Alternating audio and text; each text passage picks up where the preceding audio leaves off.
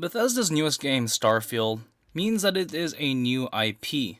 What does that mean when a game has a new IP? That means it's a fully original story.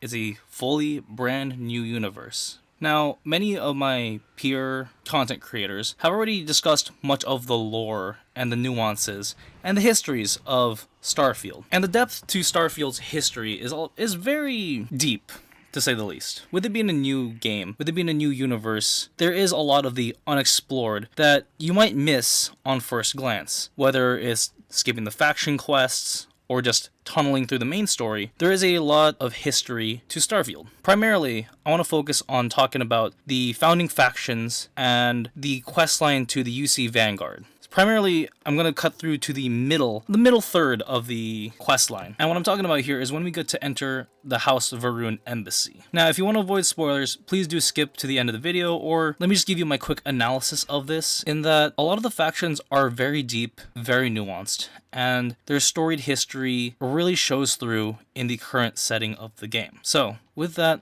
let's take this quick dive into the horrors of House of Va'ruun and the hope it brings.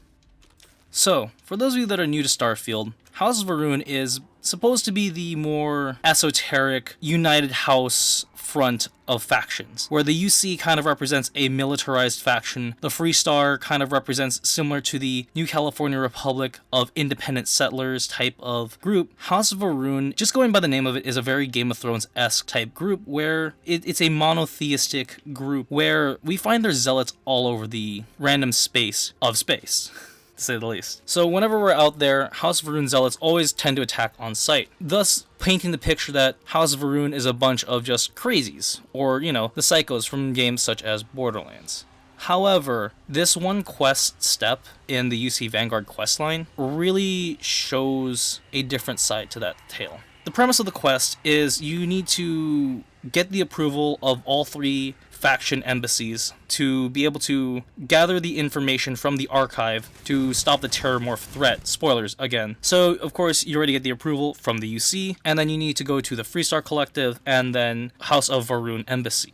The House of Va'ruun tends to act in secrecy. Think of like the Enclave from Fallout, where they're more of like the backroom, backwater, Men in Black type faction, where everything they do is in secret. Nobody really knows too much about them.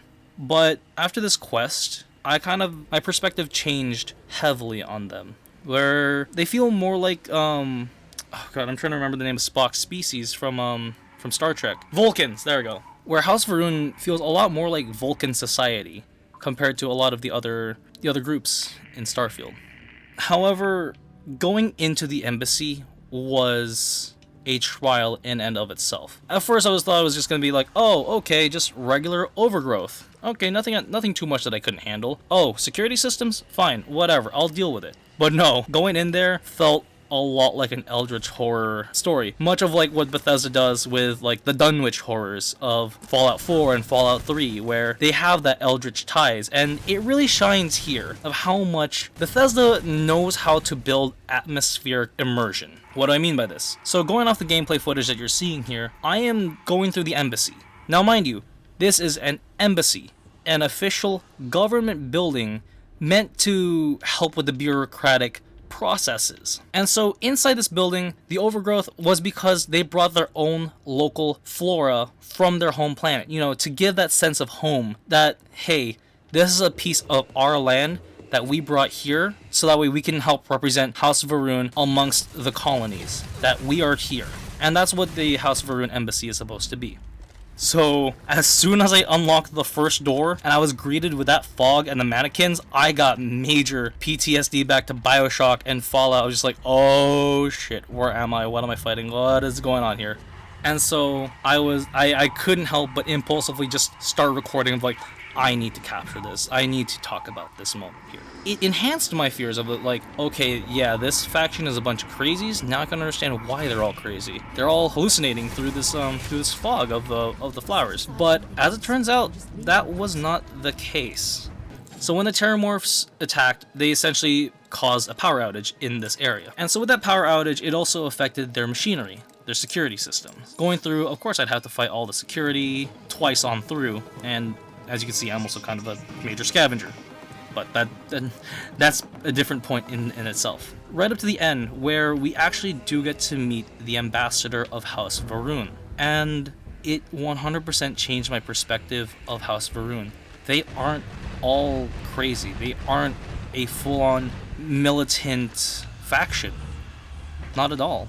Much like the rest of the other two factions, they just as much want peace and order in the galaxy. And that's the big theme that is really shown here in this quest line. That all three factions want peace and order, and just want to thrive and succeed among the stars. Albeit, they all just have their own different visions of achieving it. And it makes so much more sense now. I play games like PlanetSide 2, where you have the Terran Republic, the New Conglomerate, and the Vanu Empire, right? And so I see parallels between this game and that game, in which you're stuck in a three-faction setting, where all three are just trying to make their place in the universe. Whereas here in Starfield, after speaking with the ambassador of House Va'ruun, I can see it and hear it from him that, like, hey, no, we understand our warlike history. We understand our past. That's why I am still here. That is why I am the last one here. And you hear it in his voice as you ask him the questions of, what's going on? Why did everybody leave? I'll let the footage play out, but definitely consider running through the UC Vanguard questline and give this section a chance. And while you're doing the UC Vanguard questline, make sure you do get a chance to go through the lobby section of the piloting exams to kind of understand and get that history. Because this universe, being very similar to our own, just in a future setting, really goes to show the nuances of video games and the stories they can tell, the ideologies within. By the sounds of the ambassador of House Va'ruun, it's a lot more of that of hope than it is of destruction or seclusion. House of Va'ruun really just wants to keep to themselves.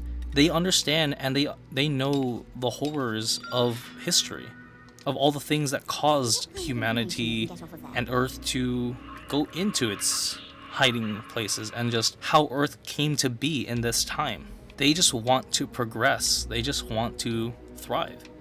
And so this quest really turned me to appreciate House Va'ruun. And normally, like, I'm like all for Freestar Collective and Vanguard, UC Vanguard, of just, yeah, you know, we're independent settlers, we're cowboys out here on the wild frontier, you know. I love the Freestar Collective for that. And I love the UC the UC colonies, because it's more like, we are the organized system, we are the head of military research and development and science, and all of that. House of Va'ruun the entire time has been shrouded in mystery up for my gameplay, up on all 48-ish hours of my time in the game, and I still have not progressed through the main story enough to really go in depth on a lot of the other things, on the other nuances of the game. Like, I barely recently learned who the Ecliptic Mercenaries are, beyond the Crimson Fleet, and all that things. So, what I really wanted to get at in this video is that Bethesda does a great job at building an atmosphere and building a universe. Those are the two big things that Bethesda does right. And in my last video, I did talk about how side questing was their biggest thing alongside it. But with this, I really urge you to take a chance and slow down. Slow down your time in the game and just take it all in. Because with video games being a medium of art, so many of us are so ready to just speedrun through the game, or just like mess around and just use it as the sandbox that it is. But let's not forget that video games as a medium are also a great way of telling stories and experiencing things that we don't normally get to see outside of our own lives, that we get to see inside of books, and the nuances of just ideologies that we get to experience firsthand, that we as the player can ask these in-universe and get answers to. They might not be definitive answers, they might not be answers that are relevant to us in real space, but they're fun questions and social commentary on the sociological aspect of what nuances are in life. I don't know. I really just wanted to make this video because I really love the horror aspect of the game, that when I was walking this embassy, I was like, oh shit, I'm not going crazy because of these mannequins, alright? Right? That mannequin was there. It was there, right? So, that was the whole point of it, but then, like, once I got to the end of this specific section of the quest, I was just like, alright, cool. Yeah, no, I really need to address this. I'm really glad I'm recording this. And so, yeah, with that, I hope you guys enjoy this. I'm gonna let the rest of the video play out and let the ambassador speak for himself. With that, thank you guys for watching. Until the next video, this is Shadow Wolf Gaming, signing out. So, what seems punishment becomes providence. A reminder we can never truly know the Great Serpent's designs for us. You have my thanks, and my apologies for the ordeal you just endured. Come, let us discuss.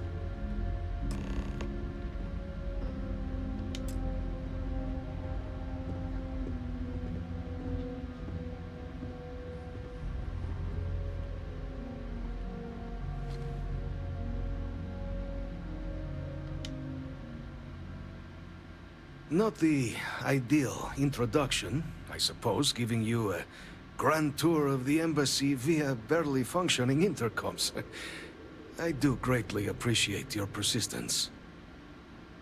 I suspect the Venom tree upstairs has worked itself into more systems than I'd realized.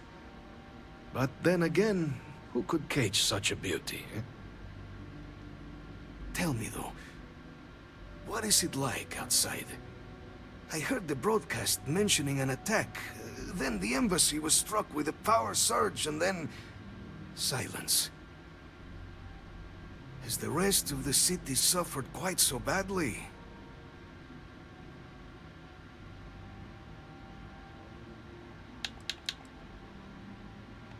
Harmless spores, you have my word, but hard to navigate. Hence why I was guiding you through the intercoms to restore the environmental controls. And release me.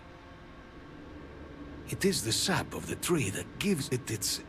well, perhaps not a topic for this exact moment. But I must know of the... Is that right, huh? I shall need to have these repairs seen to sooner rather than later. Now, it cannot solely be the Serpent's grace that brought you here at such an opportune moment. You were sent by the UC. That much is obvious. Who else could just waltz through my door, hmm? And the broadcast spoke of terror morphs at the spaceport. A worrying occurrence, certainly, but coming here of all places, when all I could provide is some enthused cheerleading and... an archive code. So, the UC requires information, then. On terror morphs, presumably, hmm? Do I see this all clearly?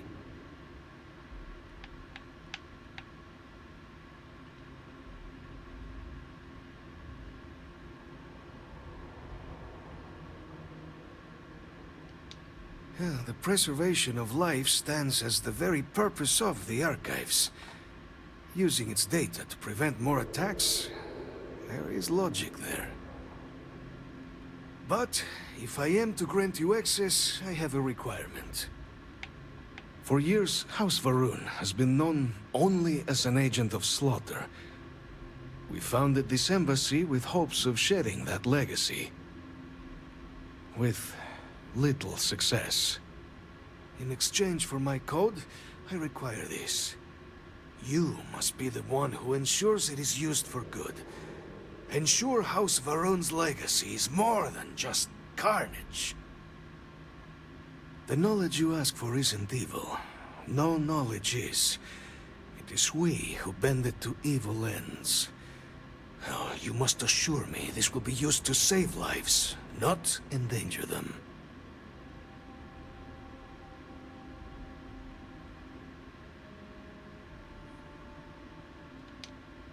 As the chair of Constellation, I take personal responsibility in vouching for this person's integrity.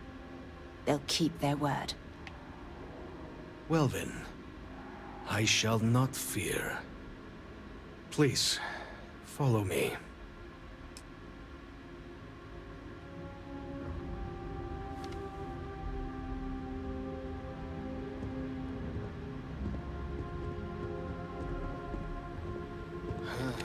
Let's hope it still works. For God's sake, drop some of that rubbish already. let it be used for good.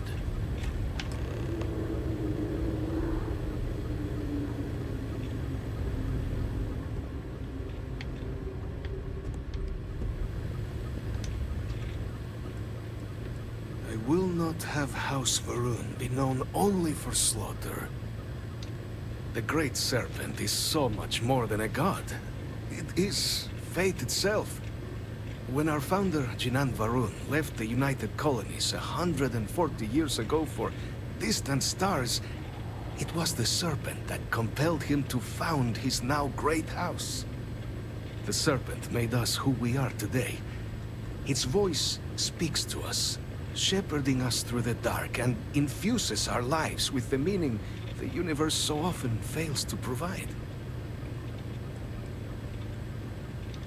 It was tolerable, even pleasant, when my brethren were here in the embassy with me. We remade this place as best we could into a home we all would recognize.